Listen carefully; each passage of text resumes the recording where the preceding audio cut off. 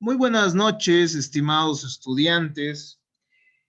En nuestra última clase nosotros ya habíamos comenzado con el análisis de la sociedad anónima. Después de ver generalidades sobre las sociedades comerciales, después de analizar algunas características de las mismas, hemos visto cuál es su importancia, es decir, la trascendencia económica que tiene la sociedad en nuestro ámbito, ¿no? Económico, en nuestro ámbito, ¿qué se refiere a la satisfacción de necesidades? Es decir, ya no abastece el comerciante individual para poder satisfacer diferentes necesidades que el ser humano tiene, ¿no? Entonces, esto se logra de mejor manera mediante un trabajo conjunto que se realiza en la sociedad. Entonces, esto es sumamente importante y va sufriendo un cambio histórico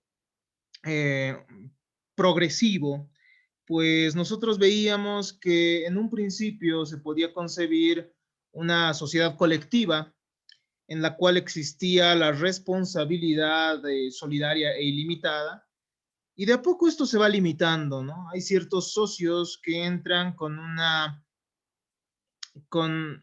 responsabilidad limitada, mientras que todavía hay unos socios gestores que tienen una responsabilidad ilimitada, ¿no? Entonces, así veíamos que de una sociedad colectiva se pasa a una sociedad en comandita. Hemos visto cuáles son los elementos de todas estas sociedades, ¿no? Cómo se requiere pluralidad de personas, organización. Hemos analizado también la affectio societatis, hemos visto cuáles son las características de las sociedades, cómo las mismas cuentan con un nombre, un objeto, ¿no? El objeto que se va a referir a esos actos o categorías de actos en virtud del pacto social de constitución, ¿no? Para poder lograr el fin común que tienen los socios. El objeto, entonces, es la descripción de las actividades a las que va a ir destinado ese capital social que están invirtiendo los socios. Hemos visto, entonces, por qué está compuesto el patrimonio, hemos visto también los elementos, o bueno, cuáles son los pasos generales para inscribir una sociedad. Hemos visto cómo la formalidad termina siendo sumamente importante también para que los actos constitutivos de una empresa sean reconocidos, ¿no? Hemos analizado entonces de a poco los tipos de sociedades, pasando por la sociedad colectiva, analizando las sociedades en comandita, hemos revisado la sociedad de responsabilidad limitada y hemos visto que la sociedad de responsabilidad limitada todavía implica cierto acercamiento entre los socios con la gestión misma que desarrollan, ¿no? De la sociedad. Entonces, llega un punto en que el comercio crece tanto que se requiere de sociedades que, que bueno, pongan mayor interés en el elemento capital. Y de esa manera nosotros hemos comenzado el análisis, ya retomando esto, de la sociedad anónima. Decíamos que se utiliza cada día más y más en los negocios. En esta se van a asociar capitales y bueno, tiene algunas ventajas entre las cuales está la responsabilidad ilimitada de manera muy similar, digo, la responsabilidad limitada de manera similar a la SRL, el carácter transferible de las acciones y la posible utilización de las mismas como garantía de préstamos particulares. Veíamos que la sociedad anónima, al permitir diferentes socios y al ser menos formalista en la inserción de nuevos socios, eh, es también, permite mayor afluencia de capital, ¿no? Permite mayor afluencia de capital.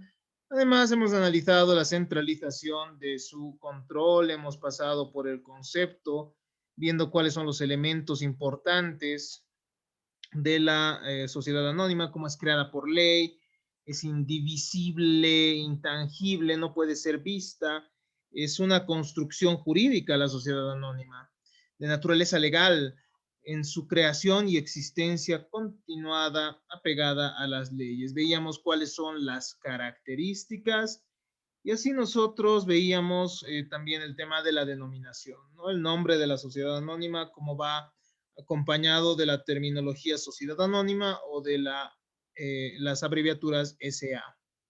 Hemos analizado también, estimados estudiantes, los modelos que se dan. Hemos podido estudiar un poco de su historia, estableciendo que la sociedad anónima tenía su antecedente en instituciones de derecho público, ¿no? Y de a poco, ya con el Código de Comercio Napoleón de 1807, esto va modificándose. Y bueno, esto se modifica y entra al mundo del derecho privado. Hemos analizado entonces cómo va evolucionando este instituto jurídico, cómo termina siendo muy trascendente en el auge del capitalismo y analizando también las formas de constitución, este tema tan importante, hemos llegado al tema de la Junta General Constitutiva y es en esta parte en la cual nosotros nos hemos quedado en la última clase, ¿no? Una vez que se suscribe el capital requerido en el programa, se convoca a la Junta Constitutiva que se celebrará con la presencia del representante del banco interviniente. Esto, recordemos, se da en la Constitución por suscripción pública, ¿no? La constitución por suscripción pública implica la participación de un banco en el cual se van a suscribir las acciones. Y bueno, es por esto que el momento que se genera la Junta General Constitutiva, también está el representante del banco interviniente, además un funcionario de la Dirección de Sociedades por Acciones y la concurrencia de la mitad más una de las acciones, ¿no? Según el artículo 230 del Código de Comercio, esta Junta General Constitutiva tiene las siguientes atribuciones. En primer lugar, tiene que comprobar la existencia de los depósitos efectuados en dinero y las aportaciones que se hubiesen realizado en especie. Debe aprobar tiene la atribución de aprobar la valoración de los bienes aportados en especie o determinar una nueva evaluación. Los suscriptores de cuyas aportaciones se traten no tienen derecho a voto hasta que se valoren esos bienes, ¿no? Nosotros hemos visto que los aportes pueden darse en especie, ¿no? Es decir, entregando ciertos bienes. Entonces, puede ya existir un avalúo de los mismos y este avalúo no corresponderá a la realidad, por lo cual esta Junta General Constitutiva podrá decidir que se realice una nueva evaluación.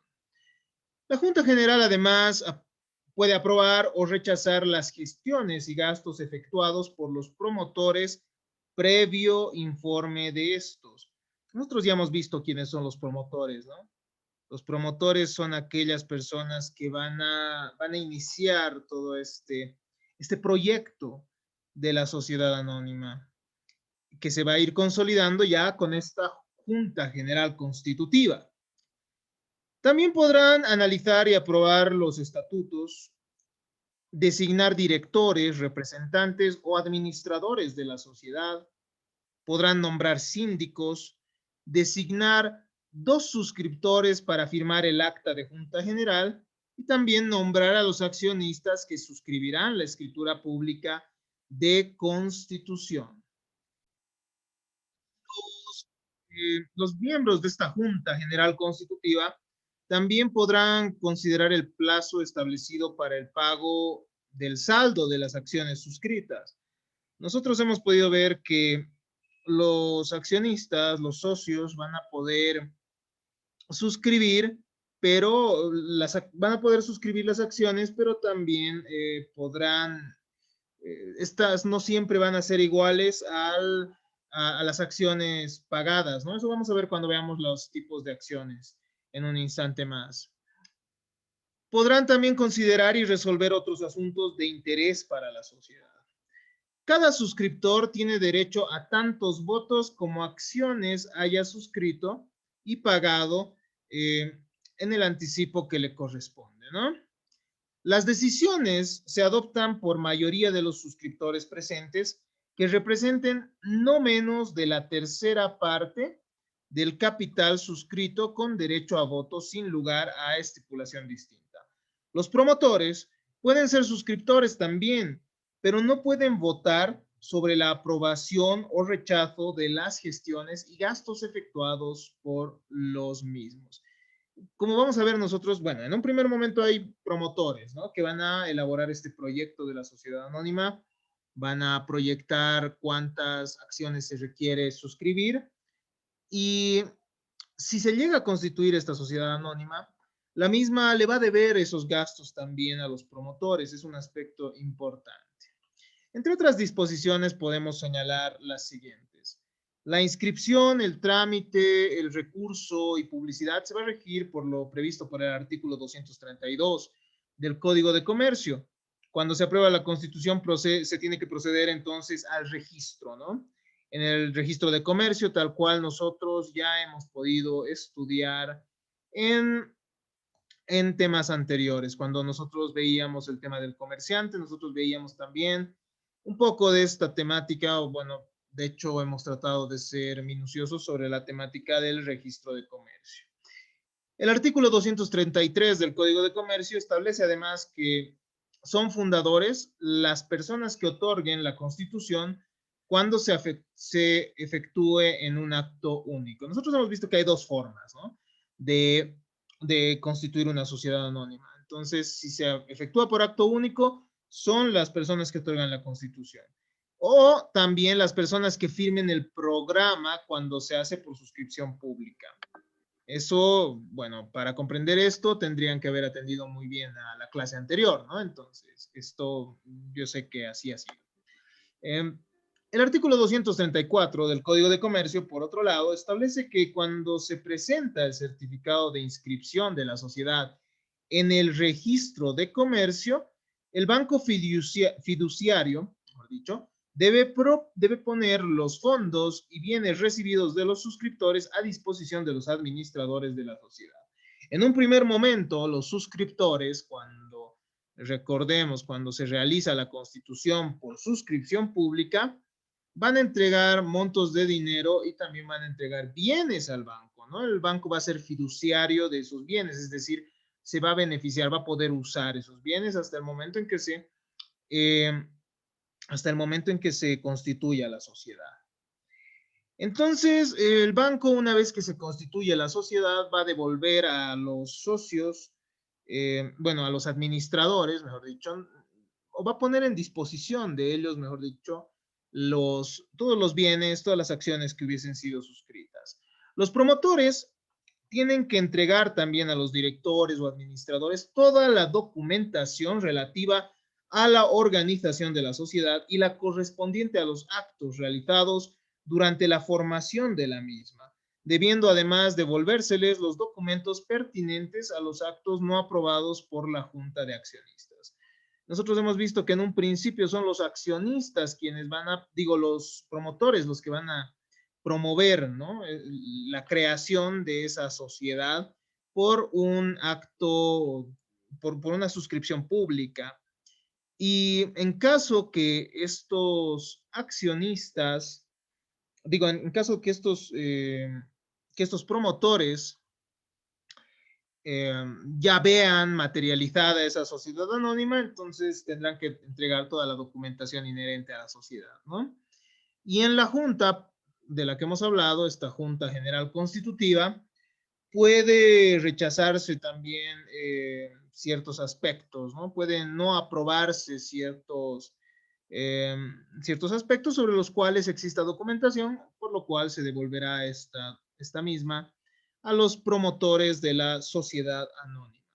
Los fundadores en la sociedad anónima responden ilimitada y solidariamente por las obligaciones contraídas para la constitución y formación de la sociedad, inclusive de los gastos y comisiones del gasto fiduciario, aún en caso de haber fracasado el programa.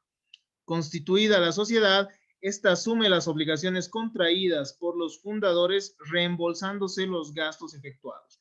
Ya hemos visto quiénes son los fundadores. Según el artículo 233, son las personas que otorgan la Constitución en acto único o también los que firman el programa, ¿no? Cuando se hace por suscripción pública. Entonces, estas personas corren con todos esos gastos, con las obligaciones para la Constitución, ¿no? Los gastos, las comisiones al banco y posteriormente cuando se forma la sociedad, que es una persona jurídica, una persona colectiva diferente a sus fundadores, entonces esta sociedad les deberá dinero a ellos, es decir, tendrá que restituir esos gastos que los fundadores hubiesen realizado. Los promotores y fundadores no pueden recibir ningún beneficio que disminuya el capital social. Cualquier pacto contrario es nulo. Entonces, estimados estudiantes, los promotores, los fundadores, si bien tienen derecho a que se les restituya los gastos que hubiesen realizado, no es menos cierto que ellos no tienen el derecho de establecer que el capital que surja ya en la sociedad, es decir, con todas esas suscripciones, con todas esas acciones suscritas, eh, eso no puede tocarse, ¿no? Es decir, no puede beneficiar a estos fundadores directamente. El acto de constitución, la constitución de la sociedad, no podrá establecer que se les debe, por ejemplo, dar un bono, digamos, o un beneficio por haber creado a la sociedad, no, no existe esa posibilidad, ¿no? Vamos a ver que sí hay algunas retribuciones más adelante, pero en este caso, bueno, este caso previsto por el artículo 237 no es posible. La retribución que se les conceda de las utilidades anuales no puede exceder del 10%, ni tampoco puede extenderse por más de 10 años desde la constitución de la sociedad. Es decir, sí puede haber una retribución que se les conceda, pero bajo estas reglas, bajo estos parámetros, ¿no? Esta retribución además no podrá cubrirse sino después de pagado a los accionistas un dividendo mínimo del 5% sobre el valor pagado de sus acciones. Ahora pasemos a hablar sobre el capital social, ¿no? El capital social va a estar conformado también por el patrimonio, ¿no? de la sociedad. Cuando se dice que la sociedad anónima es de capitales, se alude a la importancia que tiene el capital. Es muy importante el elemento capital en este tipo de sociedades, como hemos visto, pues incluso se llega a prescindir eh, de la participación de ciertas personas. Lo que se considera en esta es el dinero o eventualmente los bienes que se aportan. El capital, en un sentido tradicional y estricto, está formado por las aportaciones de los socios y exclusivamente por estas, y por tanto está representado tan solo por acciones. El capital social es una cifra aritmética que corresponde a la suma del valor nominal que aparece en el título de las acciones en que está dividido. Se establece desde un principio en los estatutos por medio de una cantidad fija y determinada. Eso nosotros ya lo hemos podido revisar también, ¿no? El capital es el fondo común suministrado por los accionistas, dividido en títulos negociables, representativos de una parte de él, denominados acciones, todos de igual valor. De ahí que se explica el carácter circulatorio de estas participaciones. Eh, las acciones se representan entonces, estimados estudiantes, mediante títulos, ¿no? Y esos títulos van a tener, bueno, cada uno de esos títulos que representa las acciones va a tener el mismo valor, al menos dentro de la sociedad, ¿no? Y esto puede circular en el mercado mismo para que finalmente el accionista puede hacer otro diferente a aquel que en un principio hubiese suscrito con la sociedad anónima. Es un instrumento económico que permite el logro de los fines trazados por la sociedad y es a su vez garantía para terceros que contratan con la sociedad. Constituye el límite de la responsabilidad de los socios. Los socios solo van a responder entonces con el límite de sus acciones, ¿no? Es decir, no se puede atacar el patrimonio propio de cada uno de ellos. El capital puede ser de diferentes tipos, ¿no? Cuando ustedes vean las actas, bueno, las escrituras de constitución de las sociedades anónimas, ustedes van a poder encontrar el capital social o también llamado capital suscrito, el capital pagado y el capital autorizado. Veamos qué es cada uno de estos. El capital suscrito es la suma de acciones que los integrantes han prometido adquirir y pagar. Es el que se ha colocado entre los accionistas como todo socio al estipular el aporte. Es el dinero, el aporte que han puesto los accionistas, ¿no? Manifestando que van a cumplir ese monto al momento de suscribir. Es aquel expresado en la escritura de constitución. Se fracciona en acciones, ¿no? Las fracciones ya hemos visto también cómo deben cuantificarse inclusive. Su cuantía no puede ser menor al 50% del capital autorizado, mismo que debe estar determinado en el acto constitutivo. ¿Pero qué es ese capital autorizado? El capital autorizado es el capital máximo que puede llegar a tener una sociedad, anónima al menos, ¿no? En este caso. Entonces, es el capital máximo que puede llegar a tener, pero hay un capital suscrito, es decir, el que los socios se han comprometido a pagar.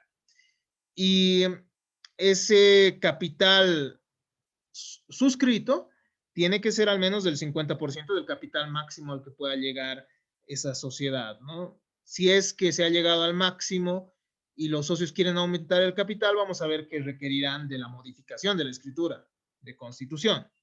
Pero eso lo vamos a ver en un instante más. Por otro lado, tenemos el capital pagado, llamado también integrado, liberado o desembolsado. Tiene que ser el 25% del capital suscrito al menos, ¿no? Aquel que está previamente desembolsado para que la sociedad pueda fundarse. Es aquel cuyo importe ha ingresado ya en arcas de la sociedad. Como hemos visto, ¿no? El capital suscrito es el que se comprometen los socios a que van a pagar. El capital pagado es el que efectivamente se encuentra en las arcas de la sociedad, el que efectivamente se ha aportado. Y el capital autorizado es eh, es también conocido como escriturado, es el monto máximo que puede ser objeto de suscripción de acciones sin modificar los estatutos y el acto constitutivo. Cuando se necesita más dinero, se pone en circulación nuevas acciones dentro de los límites del capital autorizado. Así lo prevén los artículos 256 y 343 del Código de Comercio. Es la suma hasta donde la sociedad puede emitir acciones sin modificar su capital social. Esto permite, estimados estudiantes, que la sociedad anónima desarrolle entonces, pueda lanzar al mercado nuevas acciones sin tener que esas trabas del trámite mismo, ¿no? De suscribir una modificación al contrato social, ¿no? Al pacto social. Entonces es muy importante esto. Esto evidencia también cuál es el papel económico que llega a tener la sociedad anónima. Hablemos además del patrimonio social, ¿no? ¿Tiene relación con el capital? Claro que sí, pero veamos a qué se refiere exactamente. El capital, ya habíamos dicho, puede ser de tres tipos, es el capital autorizado, el capital suscrito y el capital pagado. Pero el patrimonio social está constituido por todos los bienes, derechos y obligaciones de que la sociedad es titular en un momento determinado, ¿no? En algún momento la sociedad tendrá creencias, tendrá otros bienes que ha adquirido, entonces el patrimonio está compuesto por todos ellos. El patrimonio activo va a ser el valor efectivo de todos los bienes que posee la sociedad y también de los créditos que tiene contra terceros. Por otro lado, deducidas estas deudas y obligaciones que gravan a la sociedad, deducidas las deudas y obligaciones que tiene la sociedad, porque la sociedad también, como ustedes conocen, debe tributar, tal vez ha comprado materia prima, entonces tiene que pagar también el precio de esa materia prima. Entonces, una vez que se disminuyen todas esas deudas, nosotros hablamos del patrimonio neto, ¿no? El remanente, entonces, de lo que resta de ese patrimonio, de esos bienes, restando todas las deudas que existan, es el patrimonio neto. El patrimonio es un concepto jurídico y económico que se contrapone al capital. Es de preferencia contable, ¿no?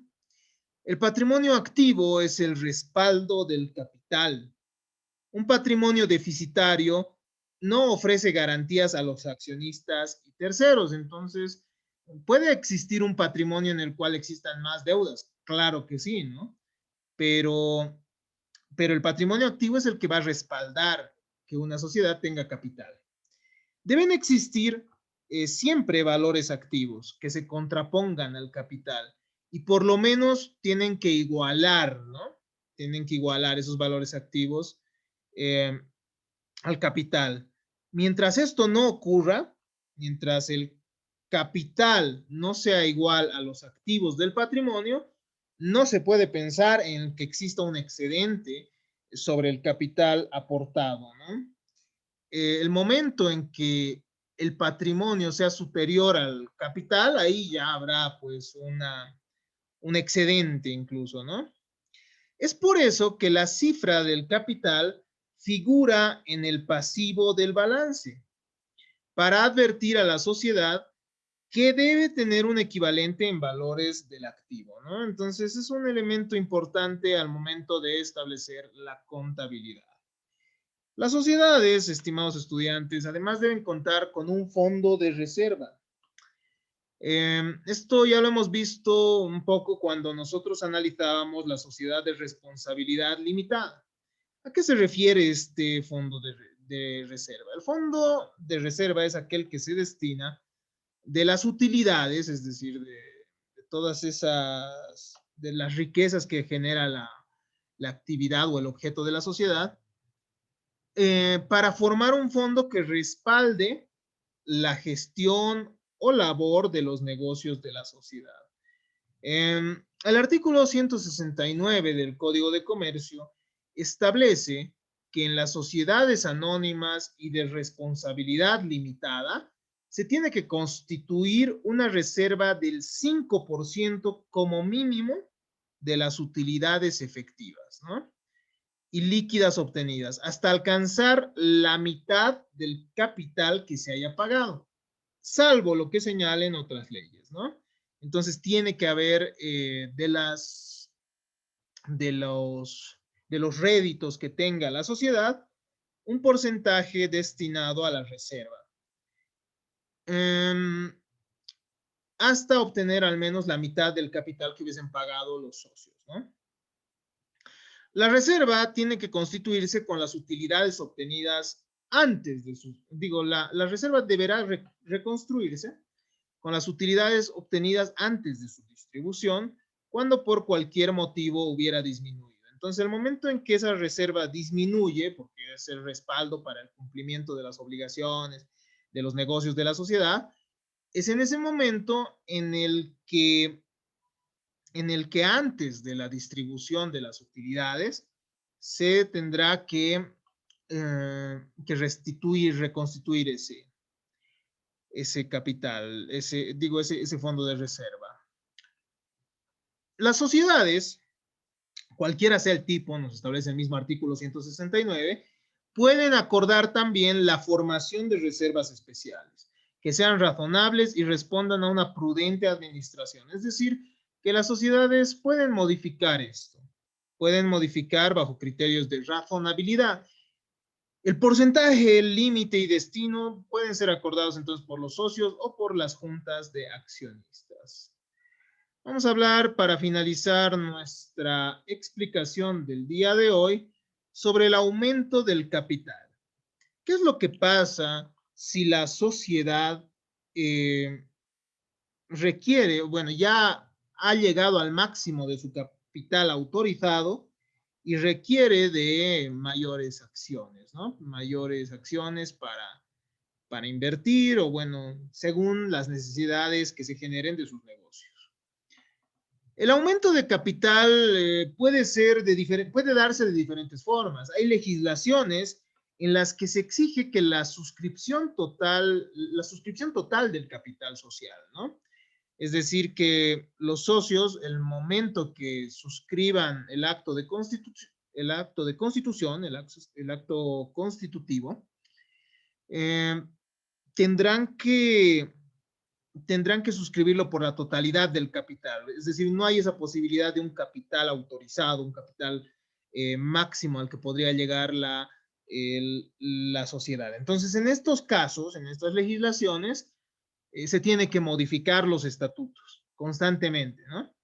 Porque ya hay un capital suscrito, que, es, que está en la Constitución social, y una vez que los socios quieran aumentar ese capital, tendrán que suscribir una nueva escritura, pero ya modificando el acto de constitución, ¿no? En otras no se exige que se vaya modificando constantemente el acto de constitución, como en nuestra legislación, ¿no? Por lo que existe un capital autorizado, que es el escriturado que habíamos dicho. Entonces se aumenta el capital suscrito dentro de los límites del capital autorizado, sin necesidad de modificar los estatutos ni el acuerdo de la asamblea. Entonces, nuestra legislación permite que los socios, al momento de suscribir eh, el, el, el, acto de constitución, eh, establezcan que hay un máximo, ¿no? Es decir, hay un capital autorizado que va a ser el máximo. Entonces, ellos, a medida que se requieran de mayores acciones, podrán aumentar el podrán aumentar el capital suscrito sin necesidad de modificar toda la escritura pública, ¿no? No todas, pero sin necesidad de realizar modificaciones, ¿no? Mediante otra escritura. El artículo 343 del Código de Comercio refiere que se puede aumentar el capital social hasta el límite del capital autorizado, por resolución de la Junta General Extraordinaria, respetando el derecho preferencial de los accionistas que establece el artículo 255. Entonces, una vez que se ha decidido por la Junta General Extraordinaria que se debe aumentar eh,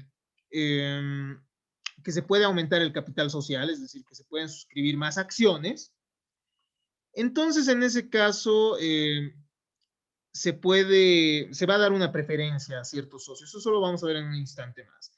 A ver, para el aumento del capital autorizado, ahora, si la sociedad ha llegado al tope del capital autorizado, es decir, ha suscrito todo el capital hasta el capital autorizado, tienen, tienen que suscribirse en todas las, para empezar, uno de los requisitos es que se hayan suscrito todas las acciones del capital autorizado y deben modificarse los estatutos, ¿no? En la parte pertinente. Tiene que modificarse esa cláusula del capital autorizado y establecer, bueno, el capital autorizado era este, ahora va a ser este otro, ¿no? Es decir, se va a modificar ese paquete accionario de la sociedad. La resolución de aumento de capital autorizado se va a inscribir además en el registro de comercio. Según el artículo 255 del Código de Comercio, los accionistas tienen derecho preferente para suscribir nuevas acciones en proporción al número que posean.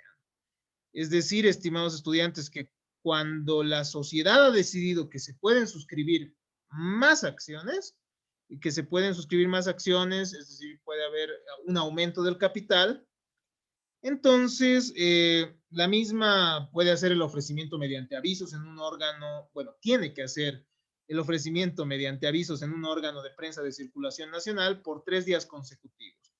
Y los socios tienen 30 días para poder ejercer ese derecho preferente, ¿no? Para aumentar también ellos sus acciones.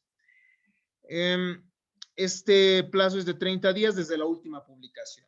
El accionista a quien se desconozca su derecho de suscripción preferente, es decir, si alguien quiere suscribir esas acciones, si quiera suscribir en ese aumento de capital que se ha establecido por la sociedad, entonces, si se le desconoce, aclaro, ¿no?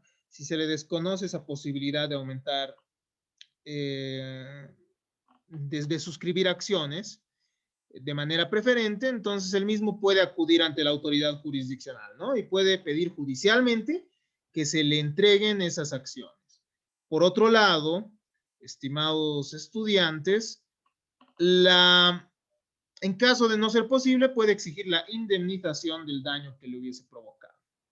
La entrega de acciones a los nuevos suscriptores está supeditada al vencimiento del plazo concedido para el ejercicio preferente. ¿Qué significa esto? Que otras personas podrían suscribir esas acciones que se han ido aumentando, pero previamente tiene que darse esa posibilidad a que los accionistas, los socios accionistas, puedan ejercer su derecho, ¿no? De preferencia. Hay otra modalidad también de aumento del capital. Otra modalidad del aumento de capital se da por la suscripción pública. Puede realizarse entonces por una oferta pública de acciones mediante resolución de la Junta General Extraordinaria.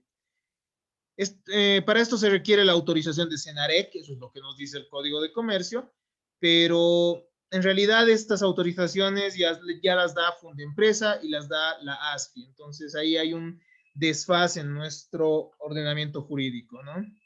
Entonces, se requiere la autorización de Senarec, se va a presentar un programa de suscripción que contenga al menos los siguientes aspectos, ¿no? La denominación de la sociedad, el domicilio, objeto, capital autorizado, suscrito, pagado, el valor nominal de las acciones, clases, privilegios y series existentes, los nombres de los directores, síndicos y gerentes, el balance de estados del resultado de las 3 últimas gestiones. Bueno, esto también para que los nuevos accionistas puedan revisar, ¿no? Si es que a ellos les podría convenir, podría ser conveniente para ellos suscribir esas acciones, ¿no? Monto y descripción del pasivo, el importe total, plazos de redención, demás características de las obligaciones sociales, la resolución de la Junta que autorizó el aumento con detalles sobre el monto de el plazo para que puedan suscribirse esas acciones y, bueno, el aumento, por tanto, del capital suscrito y la forma de pago también de las nuevas acciones, la clase, las series, los números y los privilegios que existieran. Entonces, hasta acá hemos podido avanzar un poco más sobre la sociedad anónima. Como se habrán dado cuenta, este tipo de sociedad es mucho más compleja, ¿no?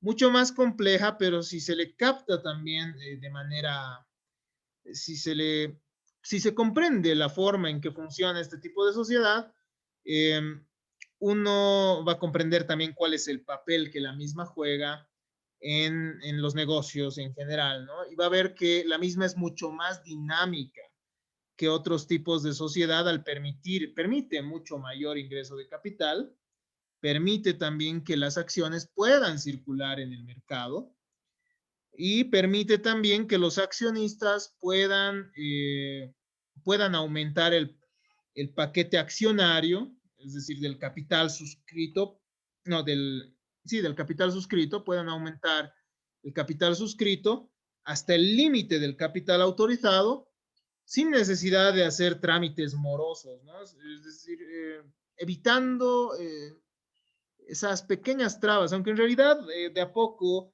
estos trámites se han ido haciendo más y más rápidos, ¿no? Más y más eficientes. Pero pese a ello, la sociedad anónima trata de poner menos obstáculos a la recepción del capital. En nuestras siguientes clases ya vamos a ver algunos elementos más sobre el capital y vamos a ver también algunos elementos sobre la forma en que se controla esa sociedad anónima. Hasta acá, entonces, nuestra explicación del día de hoy Les agradezco por su atención. En caso de tener alguna duda, pueden realizar las consultas que gusten por esta clase sincrónica o también pueden acudir a nuestro foro de consultas. Muchas gracias por su atención. Hasta aquí nuestra grabación.